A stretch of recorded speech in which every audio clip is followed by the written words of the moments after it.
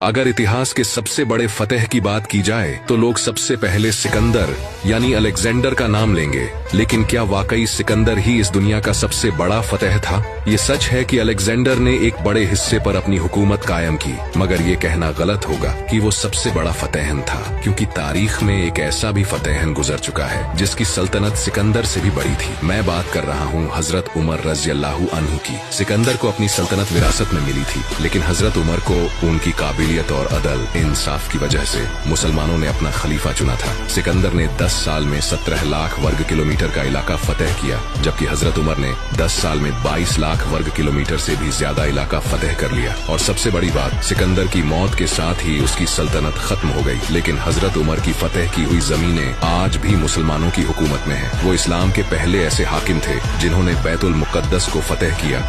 एक ऐसा वाकया जिससे पूरी इस्लामी तारीख का रुख बदल गया। यह वाकया है हजरत उमर इब्न खत्ताब रज़ियल्लाहु अन्हु का इस्लाम कबूल करने का। हजरत उमर रज़ियल्लाहु अन्हु इस्लाम के शुरुआती दिनों में सबसे शदीद दुश्मनों में शामिल थे। बहुत सख्त मिजाज और बहादुर इंसान थे, लेकिन उनका गुस्सा और ताकत इस्लाम के खिलाफ थी। एक दिन उन्होंने ठान ली कि मोहम्मद सल्लल्लाहु अलैहि वसल्लम को कत्ल करना है, और इसी नीयत से घर से निकले। रास्ते में किसी ने कहा, पहले अपनी बहन और बहनोई को देख लो, वो भी इस्लाम कबूल कर चुके हैं। यह सुनकर उमर रज़ियल्लाहु अन्हु गुस्से में आ गए। सीधा बहन के घर पहुँचे। वहाँ देखा कि उनकी बहन और बहनोई कुरान की तिलावत कर रहे थे।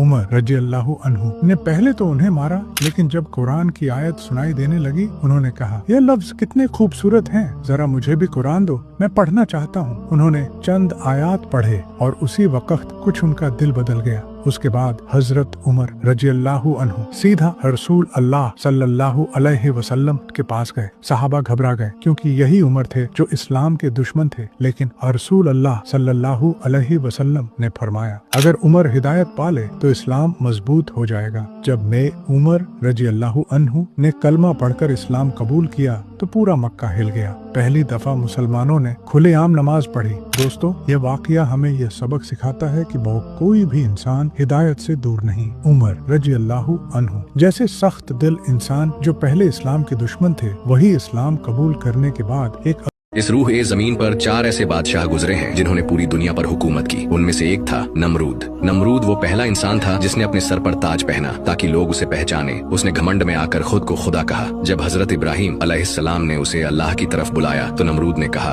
अपने खुदा से कहो कि वह अपनी फौज तैयार कर ले, मैं भी अपनी फौज तैयार करता हूँ, फिर मुकाबला होगा। वह उस दौर का सबसे ताकतवर बादशाह था। उसने एक ऊंची इमारत बनवाई, उस पर चढ़कर चिल्लाया, अगर कोई मुझसे ज्यादा ताकतवर है तो सामने आए और मुकाबला करे। लेकिन अल्लाह ताला ने अपनी कुदरत दिखाने के लिए सबसे छोटी मखलूक मच्छर को हुक्म दिया। फिर ऐसा हुआ कि लाखों करोड़ों मच्छरों का झुंड आया जो नमरूद की फौज का खून और गोश्त खा गया। नमरूद ये मंजर देखता ही रह गया, और फिर एक लंगड़ा मच्छर नमरूद की नाक के रास्ते उसके दिमाग तक पहुंच गया। जैसे ही उसने उसके दिमाग में डंक मारा, नमरूद तड़प उठा। वो अपने लोगों से कहने लगा, मेरे सर पर जूते मारो। उसे बस इसी में थोड़ी राहत मिलती थी, तो लोग उसके सिर पर जूते मारते रहे, यहाँ तक कि उसका भेजा बाहर निकल आया और उस झूठे खुदा नमरूद का खात्मा हो गया।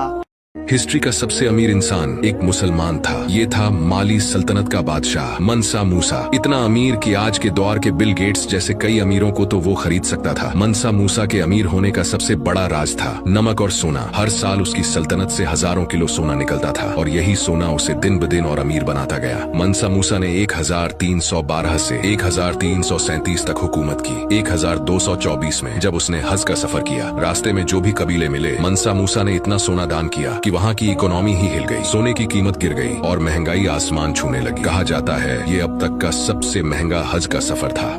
अल्लाह के ऐसे नबी जिन्हें शेरों ने पाला, जी हाँ, हजरत दनियाल अलैहिस्सलाम। ये नबी बनी इजराइल के आखिरी दौर में पैदा हुए थे। इनका ताल्लुक बनी इजराइल के एक ऊंचे यहूदा की नस्ल से था। जब हजरत दनियाल अलैहिस्सलाम की पैदाइश हुई, उसी वक्त मिस्र के बादशाह ने यहूदा के खिलाफ जंग का ऐलान कर दिया। हालात इतने नाजुक थे कि उनकी जान को भी खतरा पैदा हो गया। अपने नन्हे से बच्चे की हिफाजत के लिए उनके वालिदैन ने उन्हें एक ऐसे जंगल में छोड़ दिया जो शेरों से भरा हुआ था। लेकिन अल्लाह ताला की रहमत देखिए, उस जंगल में भी उन्होंने अपने प्यारे नबी की हिफाजत का बंदोबस्त फरमाया। अल्लाह ने एक शेर और एक शेरनी को मुकर्रर कर दिया। शेर उनकी रखवाली करता और शेरनी उन्हें दूध पिलाती। वो दोनों जानवर उनसे इस कदर मोहब्बत करते थे जैसे वो उनके अपने बच्चे हों। ऐसे थे अल्लाह के खास और मकबूल नबी हजरत दनियाल अलैहिस्सलाम। सुबहान अल्लाह, बेशक अल्लाह जो चाहता है वो बस हो जाता है।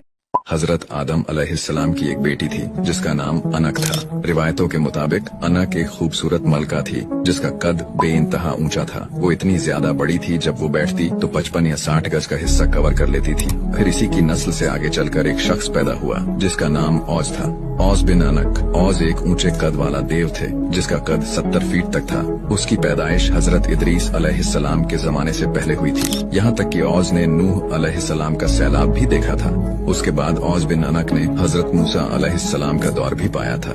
हजरत अब्दुल्ला इब्ने मसूद फरमाते हैं कि हजरत मूसा अलैहिस्सलाम का कद 12 हाथ था। आप अलैहिस्सलाम के असा की लंबाई भी 12 हाथ थी और आपने छलांग भी 12 हाथ की लगाई थी। लेकिन फिर भी आपके असा की चोट सिर्फ औज की टांग तक ही लग पाई थी।